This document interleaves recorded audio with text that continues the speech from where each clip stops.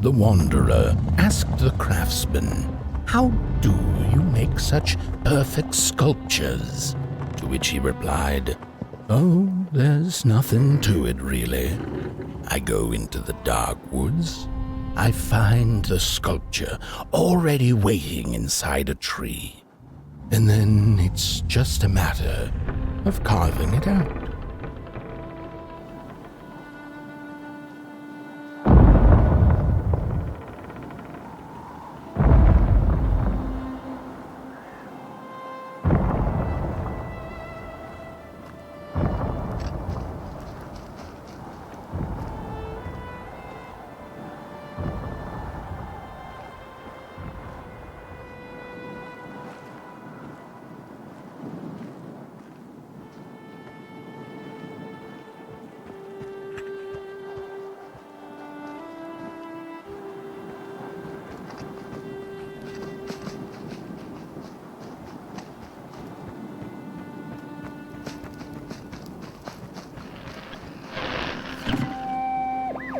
When I was a child, I exchanged letters with a monster in the woods. We were best pals, and we shared all our secrets with each other. One day, my sister told me that the monster wasn't real, that she'd written me all those letters to play a joke on me. But the joke's on her, because I knew the truth about the monster in the woods, and we exchange letters to this day.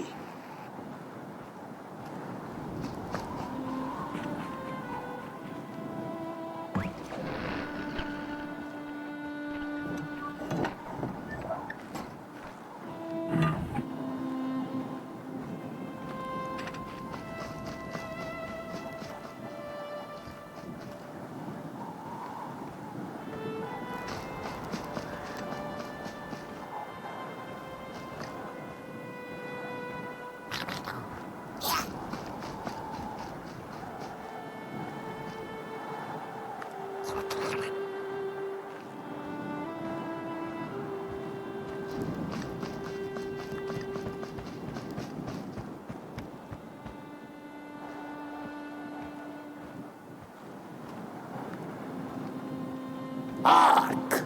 Not very far now. Not very far. The flame longs to be free. Caged, it cannot truly burn. How beautiful. How tantalizing. It is simply the way of fire. It is what it is. It is what it is. You must release it at the summit. The soothsayers have spoken.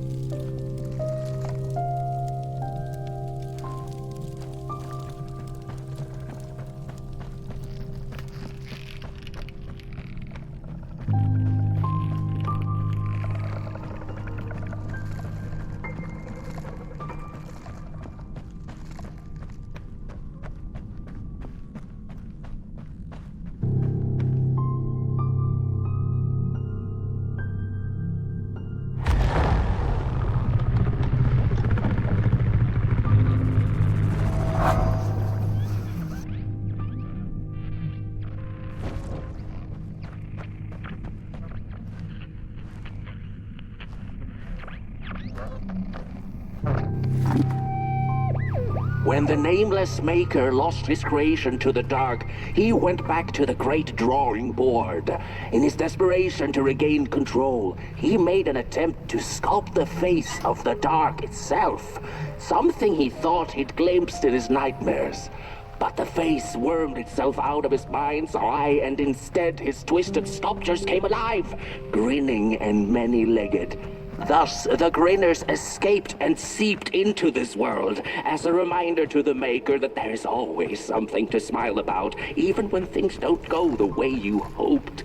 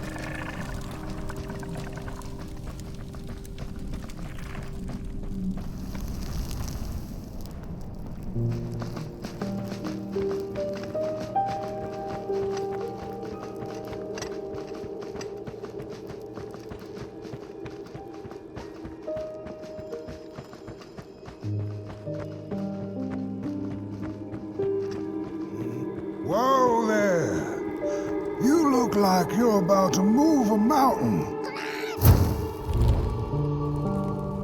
That's what I get for trying to get in the way of a flame and its destination. Let him walk his walk. Ain't nothing gonna stop him now, looks like. Fare thee well now, Burnt One. You're going to Moon Mountain, and that walk is for you alone. You have a tough decision ahead of you to make, just like the ones who came before. But they're all long gone. In the end, all there's left to follow is your own heart.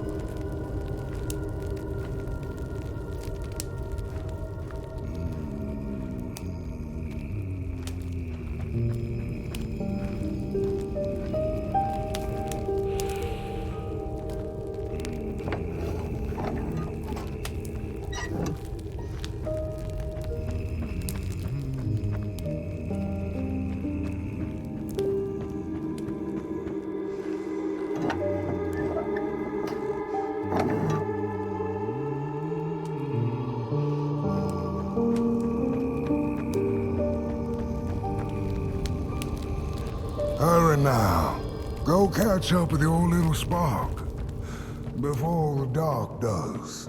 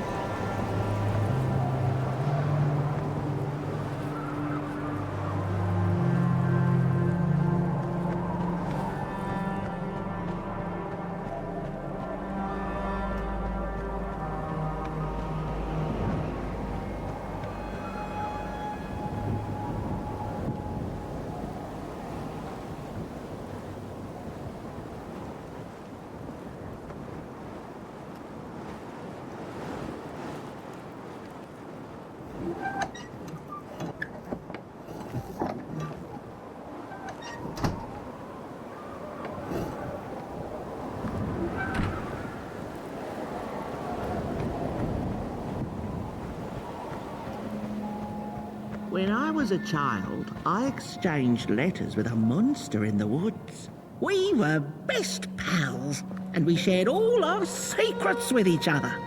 One day, my sister told me that the monster wasn't real, that she'd written me all those letters to play a joke on me. But the joke's on her, because I knew the truth about the monster in the woods, and we exchange letters to this day. Oi, you the caretaker of this little fireball? What were you thinking, letting him run off? Don't you know how precious he is? Oh, yes you are. A real sunbeam. Who took the sun away? We Merkles used to ask until it finally ceased to matter. Night skies like these, trouble seems so far away, doesn't it? I mean, isn't this just... Exactly my point. I used to be afraid of the dark. So much so that I became obsessed with these huge electric lamps left behind by the craftsmen of old. Couldn't pry myself away from them. I'd sleep outdoors and under their blinding radiance. One day, I woke up to the noise of quivering planks and nails. And would you believe it was my own house leaving me? It had gotten so restless it grew a pair of legs, took a name, and went on a hike. Housey was its name, bless its soul. Houses have no imagination. But I bet it had a grander adventure than I could ever imagine.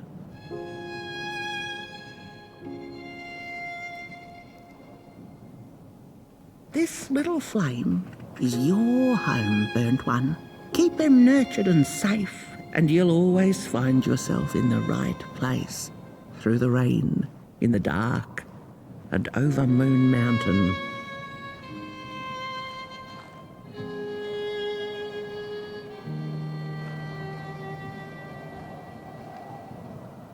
Look at those stars burning like so many candle lights. Isn't this enough? Light like yours is hard to come by these nights. Some long for it so hard that they go looking for it in the wrong places.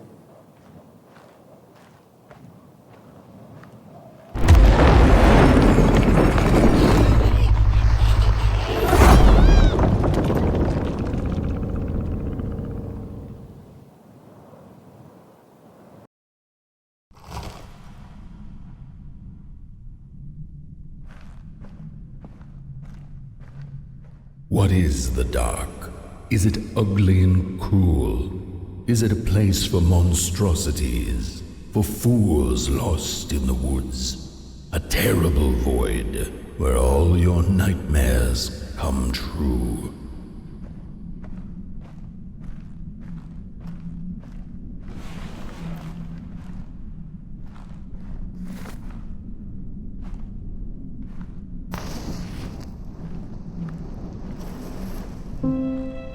The dark could be a friend, perhaps a space where we might find each other, all of us equal under its cloak.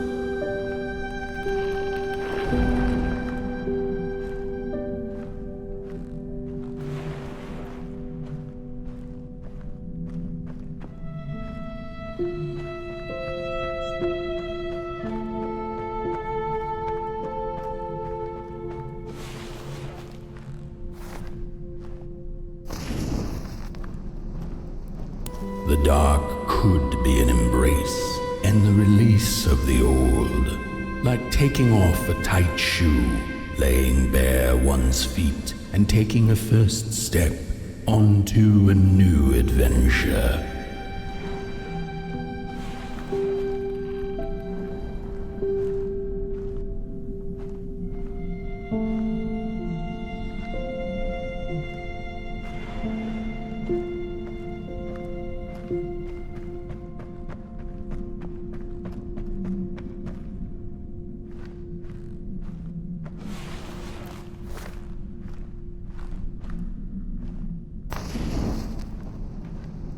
The dark could be a moment of clarity and calm, a break through icy clouds and the shameful stories we tell ourselves that fetter us to the clay and mud.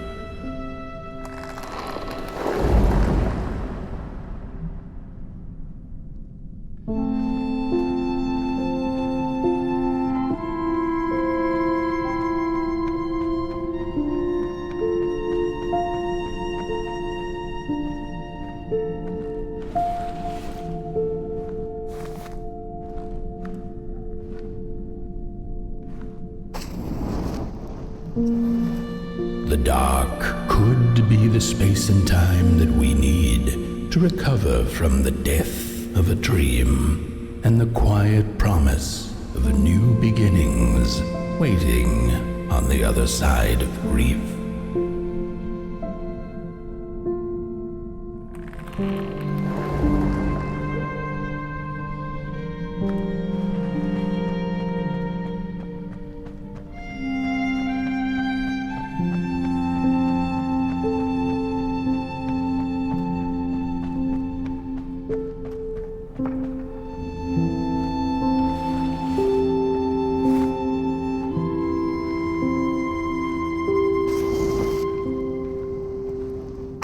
In the end, the dark remains its secrets locked away behind the stars.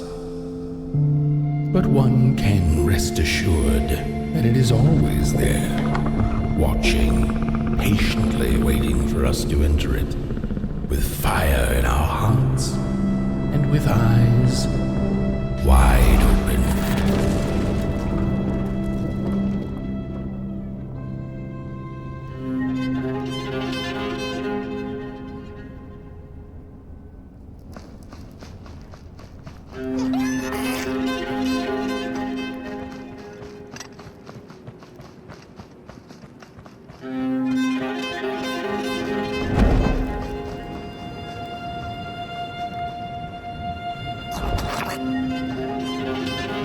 You've arrived.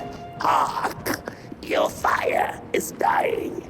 But the last embers will light the final fireplace and send your potboy home.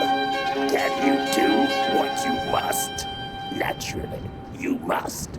It is destined, and you will be loved and forgotten. The soothsayers have spoken the last words.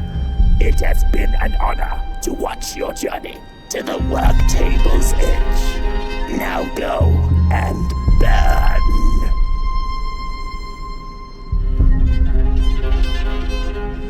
Burn.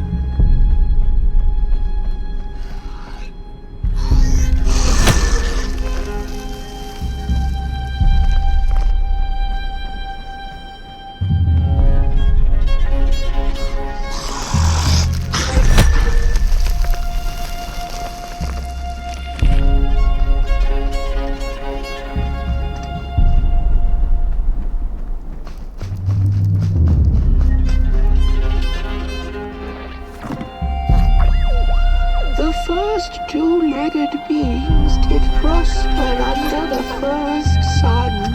But it didn't matter how much they bathed in its light. They craved more. They sought to cage the sun, harness its power, and make it theirs. But the makers in their foresight had put the sun far, far away. So far that no creature could reach it.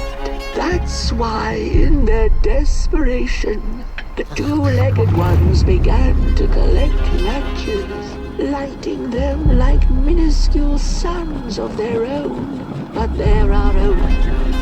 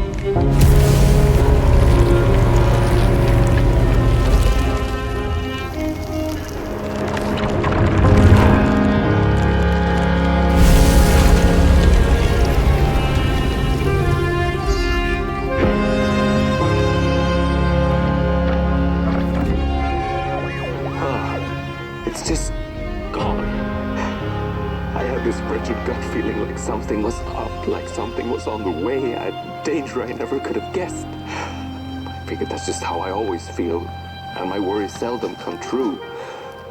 And now here I am, and I have been for some time now, and it just won't come back. I'm thinking, while I had it, I didn't know what to do with it, how to care for it, enjoy it.